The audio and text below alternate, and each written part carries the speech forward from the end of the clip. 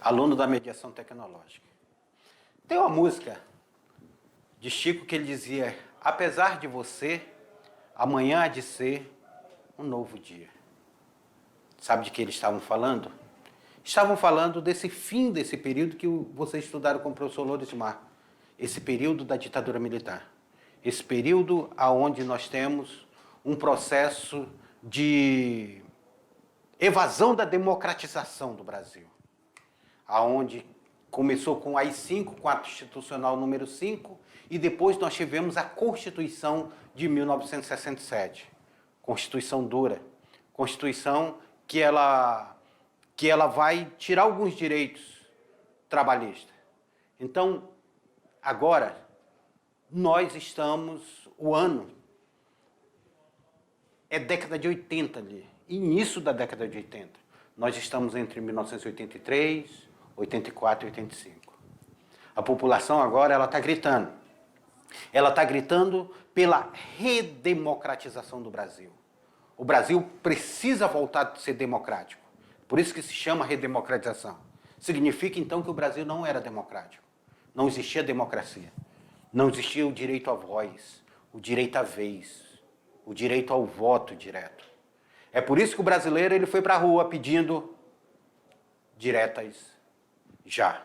Na tela para vocês, aula de número 35, nós iremos justamente ver sobre essa luta pela redemocratização do Brasil.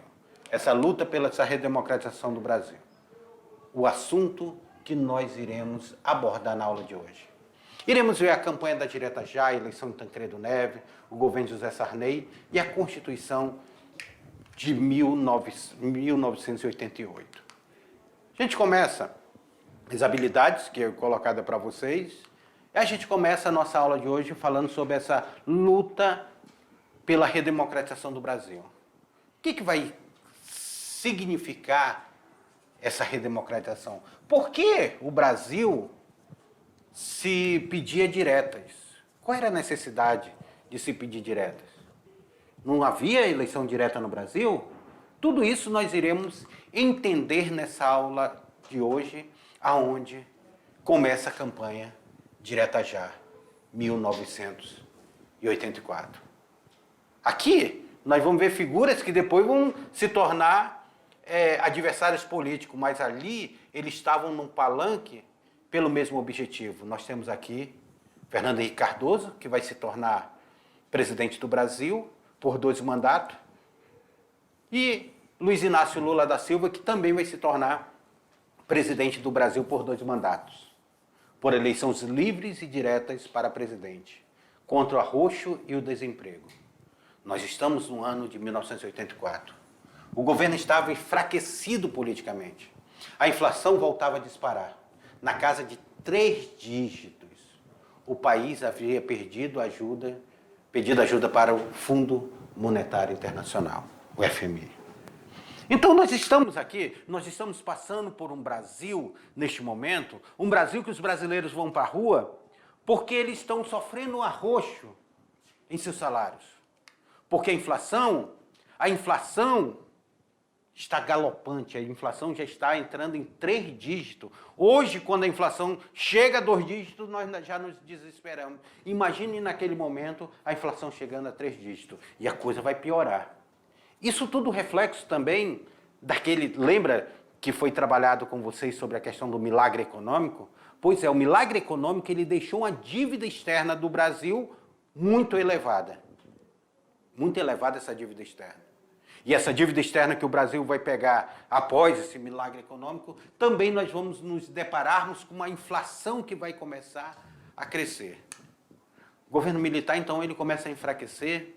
Nós temos uma abertura do processo de democratização, mas o brasileiro ele vai para a rua pedir direta já. Amanhã vai ser outro dia. Já dizia o brasileiro pedindo essa direta. Era um movimento forte que unia partidos de várias vertentes em prol para que a emenda Dante de Oliveira fosse aprovada. E essa emenda Dante de Oliveira ela precisava ser aprovada no Congresso para que houvesse eleição direta. Dando spoiler aqui para vocês da nossa aula, a emenda Dante de Oliveira, ela não vai ser aprovada. O nosso primeiro presidente, após esse processo de redemocratização, após o fim dos governos militares, apesar de ser um civil, não vai ser eleito pelo voto direto, que tanto queria o brasileiro. Ir para as urnas e votar. Na tela para vocês. As greves ressurgiram, os partidos se reorganizavam. A eleição para governador havia sido restabelecida. Então já tinha essa eleição para governador. Já se tinha aí a escolha do governador de forma direta. Só faltava então agora para presidente. Aqui essa foto emblemática, o craque da seleção brasileira da época, Dr. Sócrates aí, também nessa campanha pelas diretas já. O movimento da direta já começou com o comício diante do estádio de Pacaembu, lá em São Paulo.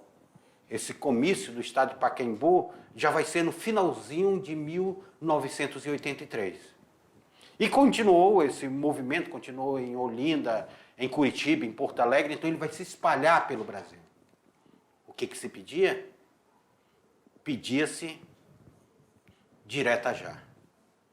25 de janeiro de 1984, na Praça da Sé.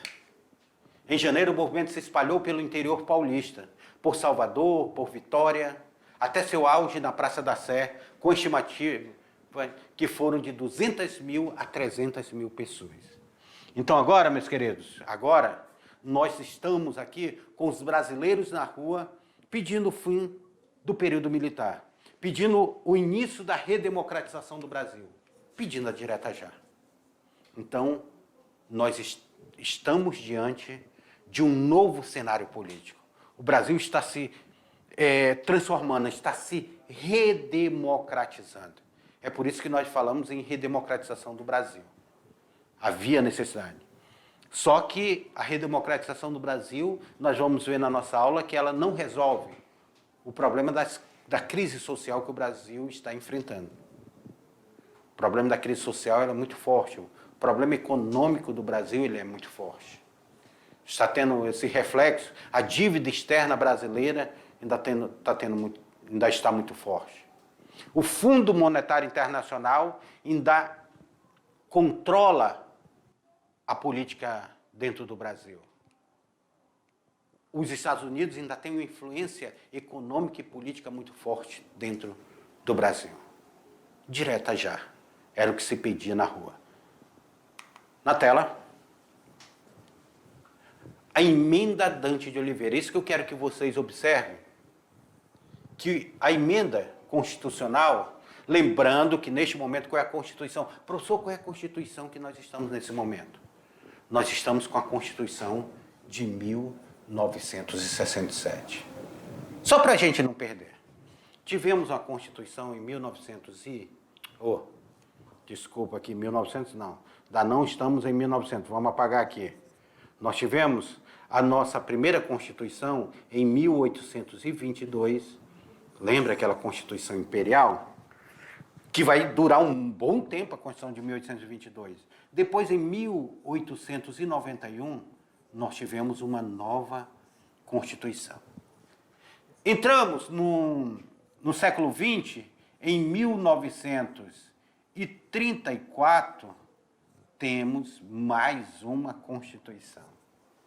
1937, nós temos mais outra Constituição. Essas duas no governo de Getúlio Vargas. Aí, nós estamos aqui, depois de 37, nós vamos ter aí a Constituição de 1946. E logo após, com a ditadura militar, o início da ditadura militar, nós estamos com a Constituição de 1967. Então, professor, vamos contar? 1, 2, 3, 4, 5, 6 Constituições. Nós já estamos na 6ª Constituição, até chegar essa essa Constituição aqui que está em vigor. Então, guarde aí. Já temos 6 Constituições até 1967. Essa Constituição está em vigor neste momento histórico que nós estamos estudando. E a emenda Dante de Oliveira era uma emenda que ela fazia mudança nessa Constituição de 67.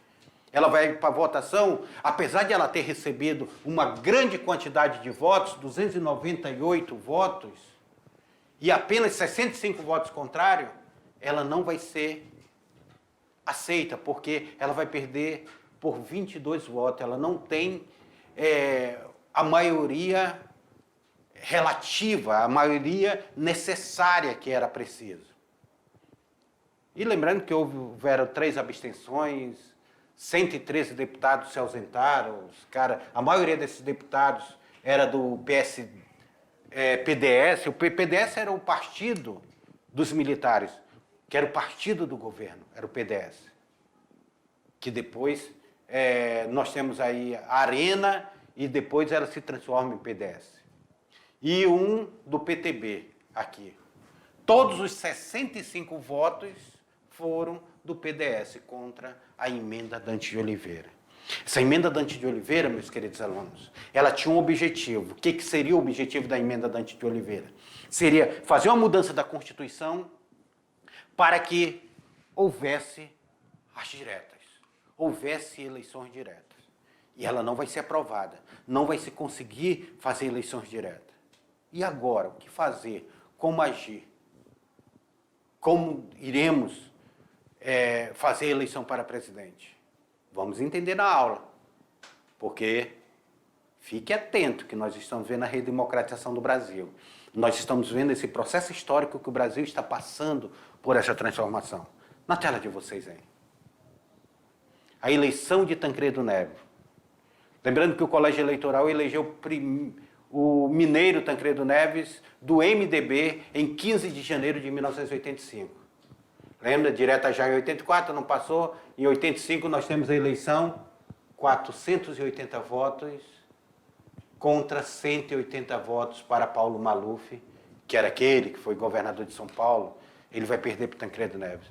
É interessante nós olharmos Tancredo Neves. É interessante nós olharmos aqui Tancredo Neves. Olha aquele sentado aqui ele aqui no movimento das diretas já, Tancredo Neves também, que ele estava querendo as diretas já.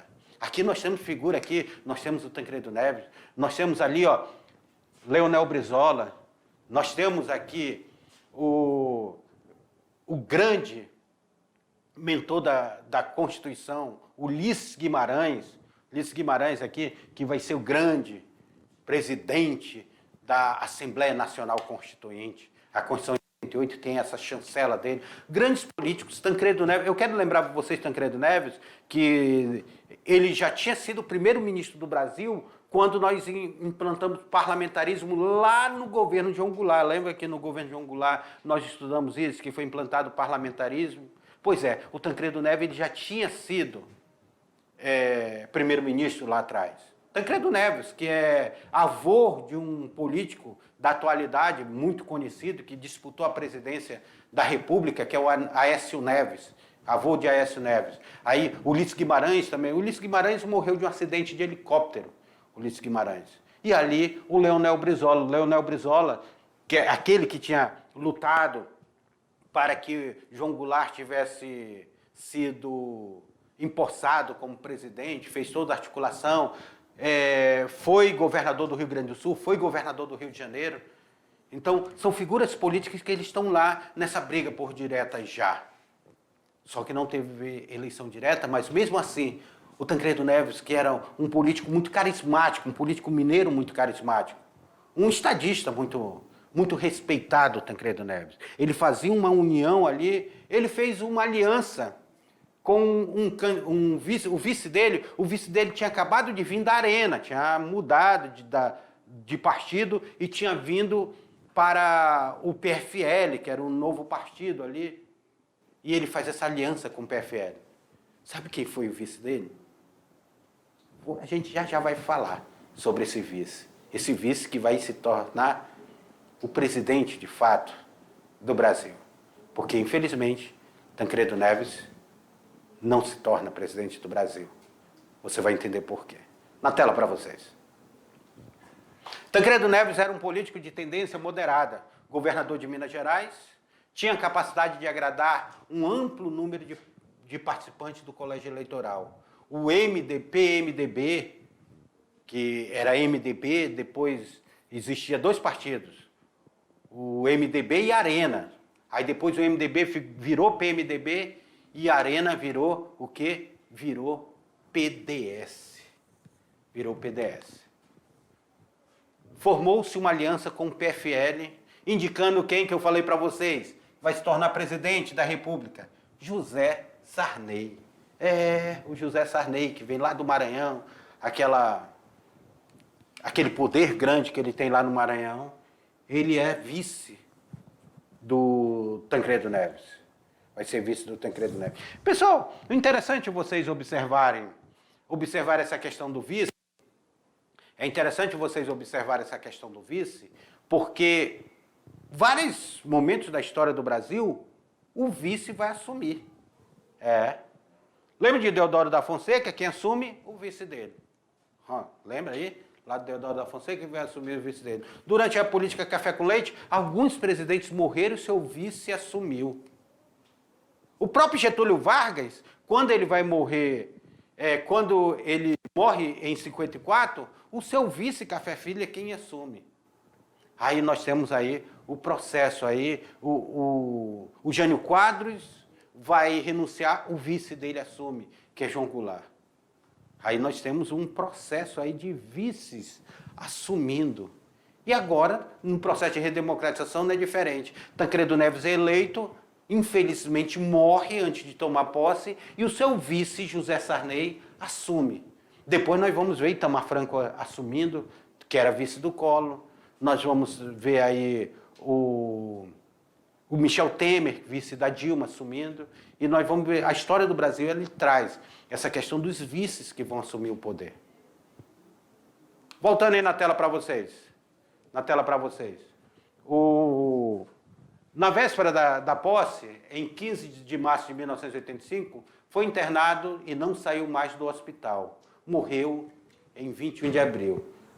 Algumas pessoas acreditam que essa morte dele, que ele já tinha morrido antes, mas seguraram o corpo dele funcionando até 21 de abril. Por que 21 de abril? É a comemoração de Tiradentes. É a comemoração do mineiro Tiradentes, da Inconfidência Mineira. E houve uma comoção muito grande aí. O vice era justamente Sarney, que assumiu a presidência e lá ficou até 1989, quando, enfim, o eleitor pôde escolher novamente o seu presidente. Então, aqui, nessa foto, nós estamos vendo aqui, a eleição do colegiado. Por que eu quero enfatizar para vocês a eleição do colegiado? Porque não tivemos a direta. A emenda Dante de Oliveira não passou. Então, foi o Congresso Nacional que fez a eleição. Aqui Tancredo Neves, ali o vice dele, José Sarney, lá no canto, ali Ulisses Guimarães, presidente do Congresso, e outros políticos que até hoje eles estão aí no meio político nosso, dentro dessa articulação, dessa eleição, desse processo de redemocratização do Brasil. Um processo que vai passar por essa redemocratização. E o Congresso Nacional aqui, Tancredo Neves aqui, na eleição, lendo a carta, depois de ter sido eleito. Mas, infelizmente, a sua morte não vai deixar ele assumir a presidência da República. Uma fatalidade muito grande. A sua morte é uma morte que comoveu, que vai comover o Brasil, vai comover o mundo. E quem assume vai ser José Sarney. Na tela, para a gente entender melhor. Por meio da manobra política, setores democráticos e antigos membros do regime militar se abraçaram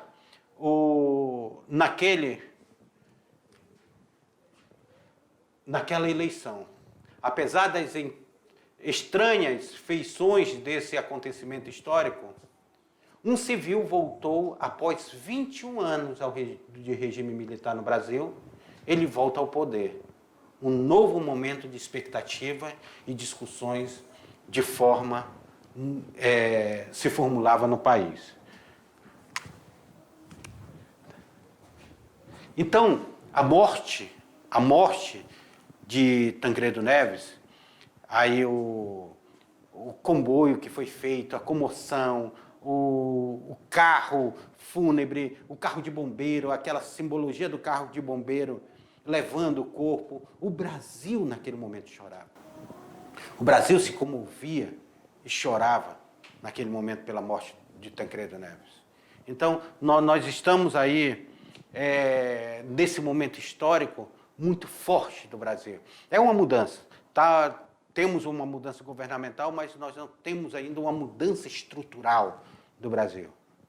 O Brasil ele continua ainda um país que não estava se desenvolvendo, com a inflação muito alta. Por quê? Quem assume a presidência? Olha quem assume a presidência na tela. Quem assume a presidência vai ser justamente José Sarney. José Sarney assumiu o posto de presidente enquanto aguardava a recuperação da saúde de Tancredo Neves. Após 7 cirurgias, Tancredo Neves vai falecer no dia 21 de abril de 1985. Tancredo Neves não chegou a assumir o cargo de presidente da República, que estava marcado para 15 de março de 85. Então, a eleição foi em 1984, e aí, em 1985, seria a posse, pois teve que ser submetido à cirurgia de emergência.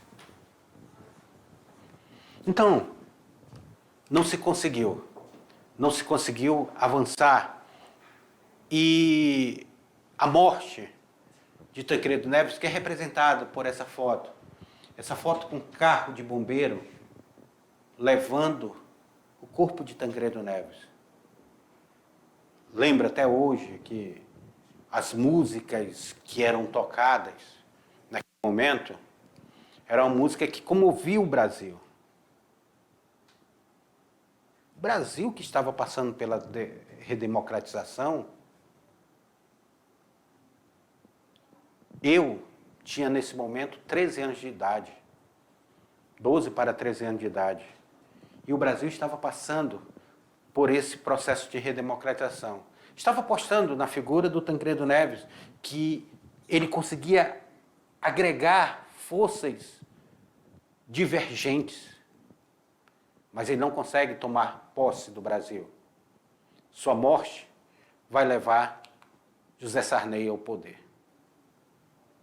Na tela, a morte de Tancredo Neves gerou uma instabilidade política no país. Instabilidade, meus alunos. O vice-presidente José Sarney tornou-se efetivamente presidente da República no dia 22 de abril de 1985, dando continuidade ao processo de transição política no país para um governo civil. Contenção de aumento inflacionário foi outro desafio que teve de ser enfrentado pelo governo de José Sarney. Foram feitos sucessivos programas econômicos que não solucionavam o problema da inflação. Pelo contrário, agravavam ainda mais a crise inflacionária no país. Pessoal, vão ser feitos vários planos. Plano cruzado, plano verão, vão ser feitos vários planos. O Brasil sentia ainda, após a morte de Tancredo Neves. E são vários planos econômicos que vão ser feitos que não vão surtir efeito. Vocês vão ver. A inflação, que ela já vinha nos seus 3 dígitos, ela alcança o seu 4º dígito. A inflação chega a 1000%, a 1.200%, a 1.750%. Imagine vocês, hoje a gente não tem nem como imaginar uma inflação desse jeito. Houve uma tentativa de tabela de preço de congelamento de preço que não deu certo. Os comerciantes que queriam lucro tiraram o seu produto da prateleira. Aquela maquinazinha que passava de manhã marcando o preço das coisas, à tarde já estava marcando novamente o preço. A inflação, no próprio dia, ela mudava o preço de tudo. A inflação, ela estava assim, de uma maneira... Aquelas maquinazinhas faltavam fumaçar de tanto trabalho que elas davam de marcar preço. Sabe aquelas maquinazinhas de... Vai marcando preço? Pois é. O Brasil passa por uma das maiores crises econômicas já vistas. Fila para comprar gás, fila para comprar feijão, fila para comprar café, carne não se tinha, e quando se tinha eram preços exorbitantes. É isso que a gente brasileiro tem medo de voltar um momento dessa crise. Um momento forte que foi essa crise da década de 80. Na tela para vocês. O ministro da Fazenda, Dilson Funaro, propôs a criação de uma nova moeda, que seria o cruzado. Por isso que foi chamado de plano cruzado. Essa nova moeda aí, ó. Olha aí, ó. Seria 50 mil. As moedas, elas seriam carimbadas, gente. Vocês já viram o dinheiro carimbado? De uma hora ela vale uma coisa, depois elas valem 50 mil cruzeiros. Aí ela era carimbada e dizia, não, só vai valer 50 cruzados agora. Apesar dos resultados positivos no início, as taxas de inflação anuais chegaram ao índice mais de 367% entre 1986 e 1987. 367%, os 3 dígitos aí. Então, nós saímos aí do governo militar com a inflação de 3 dígitos e ela continuou aumentando. Ela continua aumentando. Aqui é o jornal da época que trazia Economia Brasileira inicia um novo tempo do Plano Cruzado. As chamadas fiscais do Sarney. Fiscais do Sarney. Denunciava os estabelecimentos que não cumpriam o preço indicado no produto. Assim, os produtos começaram a sumir do mercado e a inflação continuou a aumentar. O governo estimulou o consumidor a controlar os preços. Então, agora o consumidor era controlado os preços, mas a prateleira não tinha. Os supermercados tiraram os produtos da prateleira. Ficaram de mãos atadas. O consumidor, gente, ele ia para o supermercado, ele ia com jornal na mão, porque no jornal saía a tabela de preço dos produtos. Imagine você está lá, você esperar o jornal, porque no jornal você iria conferir a tabela de preço. O Sarney convocou o povo, sejam fiscais do governo.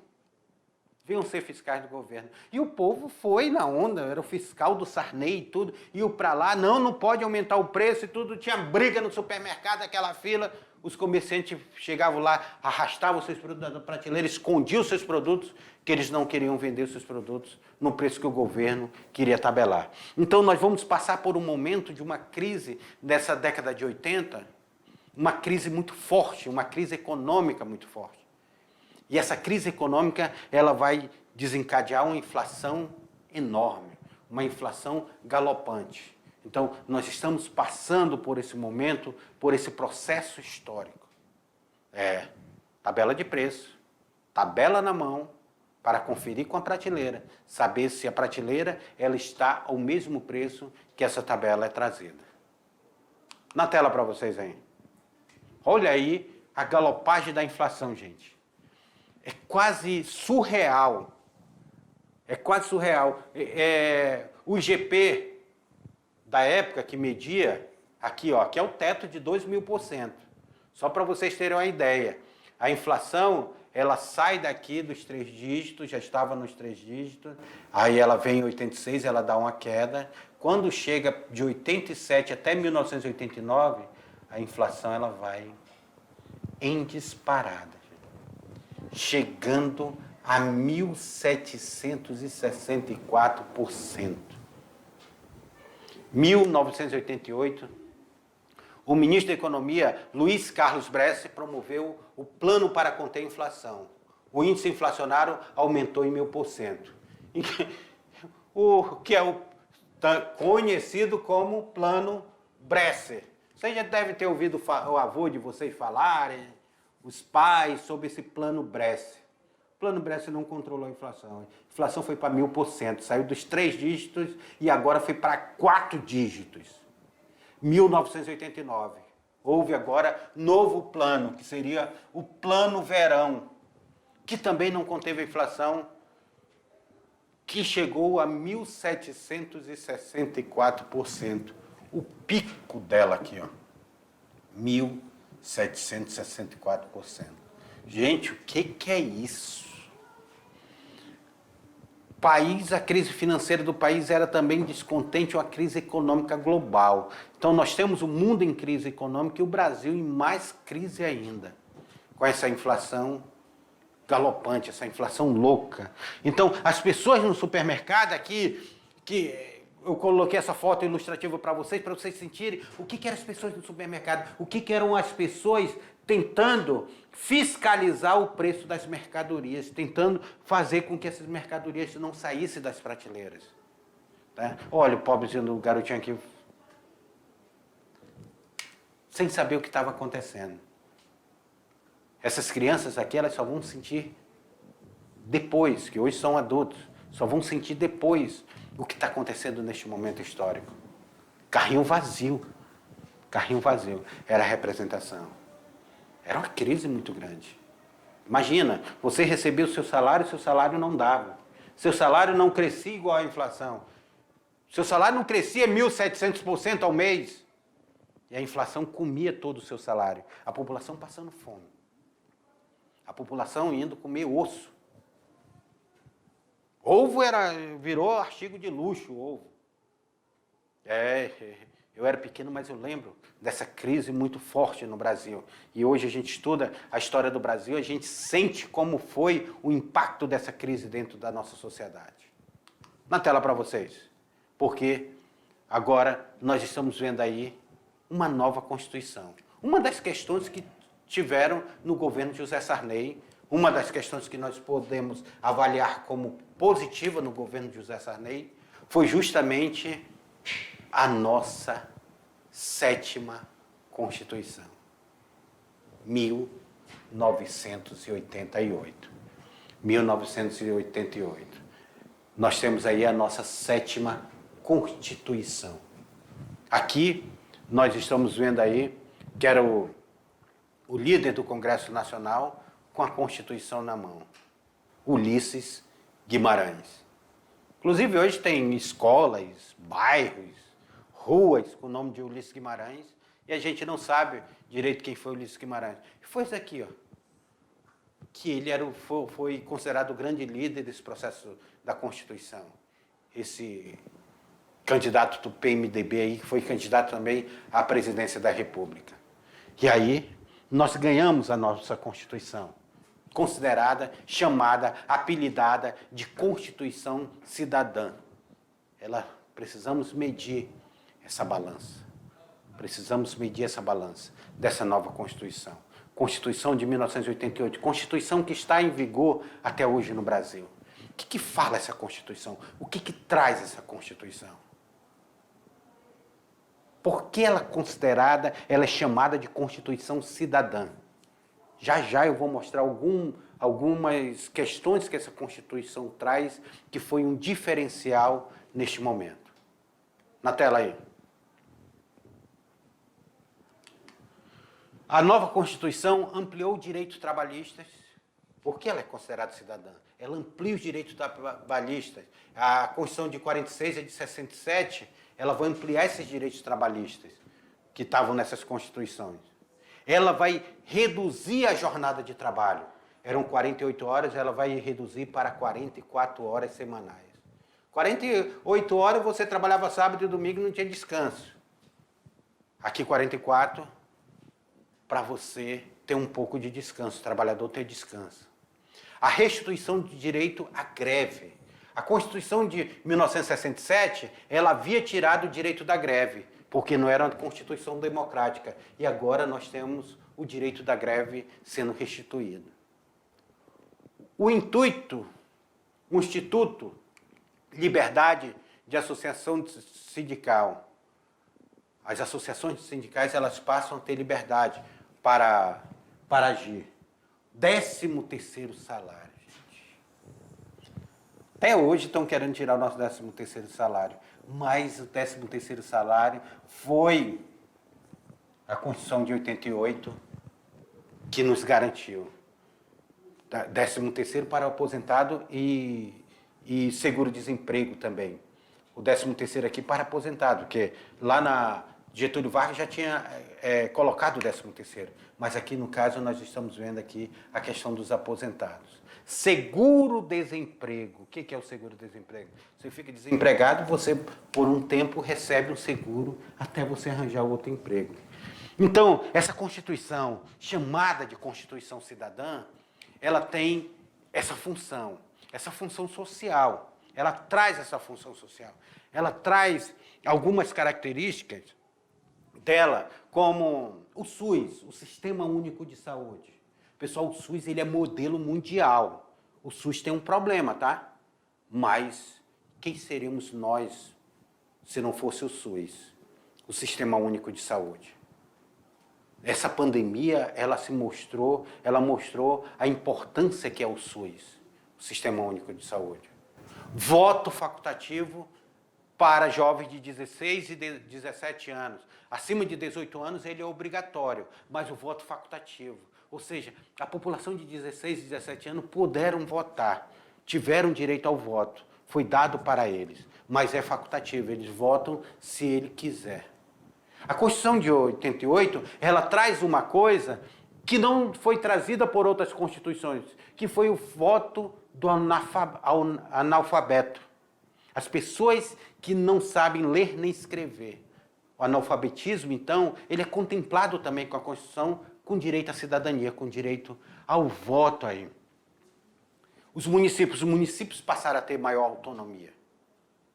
A maior autonomia dos municípios, assim mesmo como os estados, respeitando o federalismo aí. Os indígenas, a Constituição de 88 é a Constituição que trabalha a demarcação de terras indígenas. Lembra da Lei da Terra? Que nós tivemos lá no século XIX, a Lei da Terra? Pois é, agora nós temos a demarcação da terra indígena, garantido pela Constituição de 88. Inclusive, hoje estão discutindo, no STF, estão discutindo sobre a questão do marco temporal, que é com base na Constituição de 88. A garantia dos trabalhadores rurais de se aposentarem.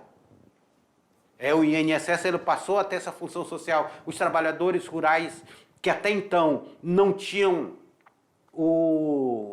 a aposentadoria, porque eles não vinham contribuindo, a Constituição de 88 ela traz essa possibilidade para que os trabalhadores pudessem se aposentar. Lembra que eu falei que a Constituição de 67 ela não era democrática? Pois é. Agora a Constituição de 88 ela traz a liberdade de imprensa. Ela traz a liberdade da TV, ela tira a censura, ela acaba com a censura que é feita. Então ela traz essa liberdade, ela traz a liberdade dos filmes, das peças teatrais, dos jornais, dos rádios. Ela dá a liberdade da voz, a Constituição de 88. Mas nós tivemos aí uma mudança no mandato do presidencial, a redução do mandato presidencial, que ele saiu de 5 anos para 4 anos. Lembra? Só é você lembrar do slogan do JK, 50 anos e 5. Pois é, agora o mandato é de 4 anos. Que depois houve uma mudança nessa Constituição e esse mandato de 4 anos ele pôde ser acrescentado à reeleição, que não existia. Na tela para vocês aí.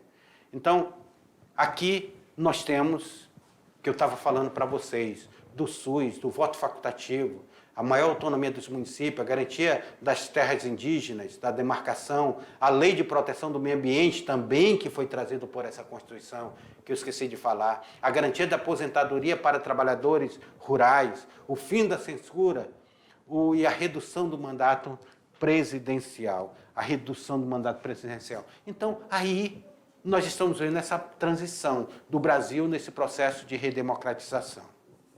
E esse, meus amigos, essa foi a nossa aula de hoje. Já eu volto com a revisão para vocês e com a atividade. Até daqui a pouco.